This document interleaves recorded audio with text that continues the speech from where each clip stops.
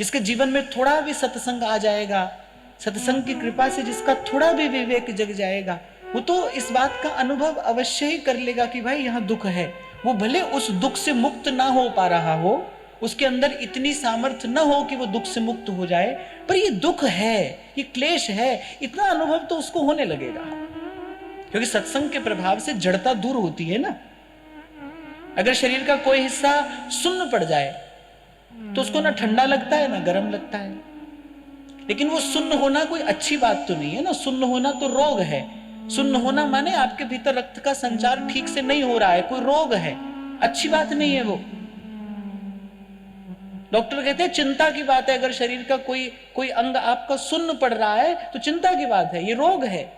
हाँ, पर लेकिन ये बात है कि थोड़ी देर के लिए उसको ना ठंडा लगता है ना उसको गर्म लगता है। लेकिन जब कोई जीव सत्संग करता है तो फिर उसकी जड़ता दूर होती है, और जब जड़ता दूर होती है, जब वस्तुतः जीवन में जीवनी शक्ति का संचार होता है, तो उसको खबर पड़ती है, हाँ भाई ये तो दुख है, क्लेश है। पर लेकिन क्या हुआ, अब तक हो क्या गया, विडंबना क्या हुई कि अब तक उसका व्यसन हो चुका है, अब चाहे भी तो उससे मुक्त नहीं हो पा रहे हैं।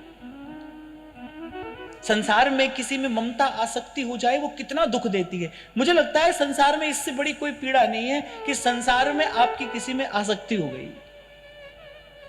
ये संसार का सबसे बड़ा दुख है, ये संसार की सबसे बड़ी पीड़ा है, ये सबसे भयंकर क्लेश है अगर आपकी किसी में आसक्ति हो गई। अगर मोह का बंधन किसी के साथ बंध गया तो फिर न दिन को चैन है न रात को, न सोए चैन है न जागे, फिर निरंतर क्लेश है। तो सत्संग की कृपा से इतना तो अनुभव हो जाता है, हो ही जाता है, पर वो अनुभव प्राप्त करके भी हम उससे मुक्त कहां हो पाते हैं। इसीलिए कहते हैं कि ये दलदल जैसा है, ये जब दलदल में कोई धंस जाता है, कह रही जितना उससे निकलने का प्रयास करता है उतना ही उसमें और धंसता चला जाता है। तो फिर संत कहते हैं कौन आता है, कुमति कूप में पतन था। कह रही कुमति के अंधे कुएं में गिरे हुए थे, पकड़ निकाला कोई बाहर से, कोई सबल, कोई समर्थ, अच्छा बाहर से कोई दुर्बल व्यक्ति आपको अपना हाथ दे दे, आप दलदल में फंसे हो, कोई दुर्बल व्यक्ति आपको अपना हाथ दे दे तो होगा क्या, दलदल उसको भी खींच लेगा।